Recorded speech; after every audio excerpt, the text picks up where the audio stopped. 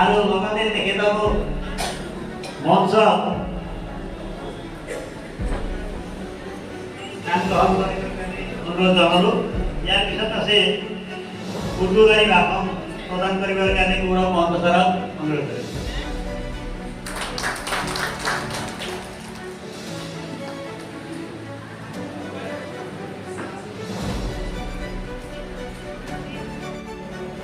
বাসন্তী বৈশ্য বাইদেউ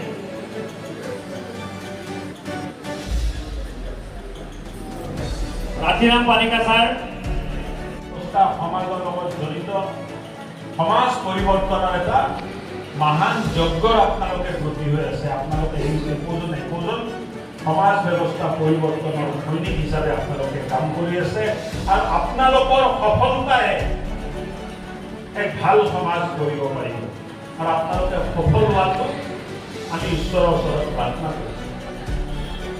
নৱ অসম কেনেকৈ হ'ব, ভৱিষ্যতৰ অসম কেনেকৈ হ'ব,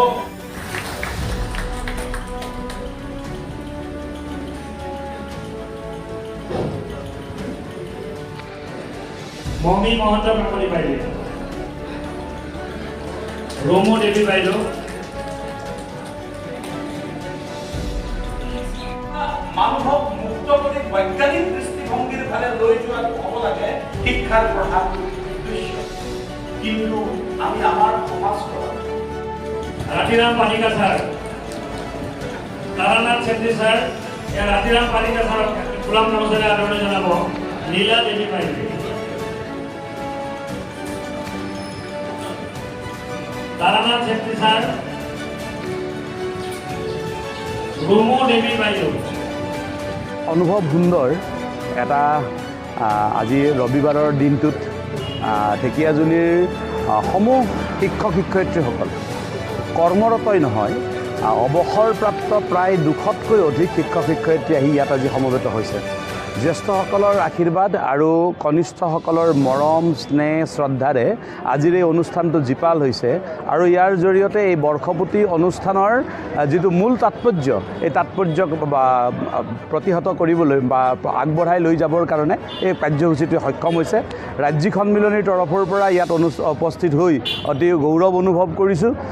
ৰাজ্যিক সন্মিলনীৰ ৭৫ বছৰীয়া যাত্ৰাত এয়া প্ৰায় 50 সোণালী জয়ন্তী বৰ্ষ গৰকিবলগীয়া ঢেকীয়াজুলি খণ্ড প্ৰাথমিক শিক্ষক সন্মিলনীৰ অন্তৰ্গত প্ৰতিগৰাকী শিক্ষক শিক্ষয়িত্ৰীলৈকে আমি শুভেচ্ছা জ্ঞাপন কৰিছোঁ।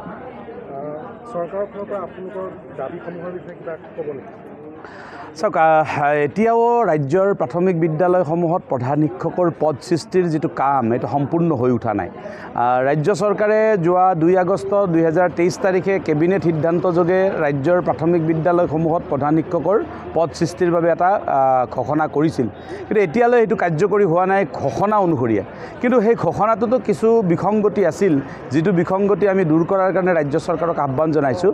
ৰাজ্য চৰকাৰে কৈছিল যে 150 ছাত্ৰ ছাত্ৰী থাকিলেহে বিদ্যালয়খনত প্ৰধান শিক্ষক দিয়া হ'ব, কিন্তু আমি অসম চৰকাৰক কৈছোঁ যে যিখন প্ৰভিন্সিয়েলাইজ এক্ট অনুসৰি যিমান সংখ্যক ছাত্ৰ ছাত্ৰী থাকিলে বিদ্যালয় এখন প্ৰভিন্সিয়েলাইজ চৰকাৰে কৰি লয়, সিমান সংখ্যক ছাত্ৰ ছাত্ৰী থকা প্ৰতিখন বিদ্যালয়তে প্ৰধান শিক্ষক দিব লাগিব।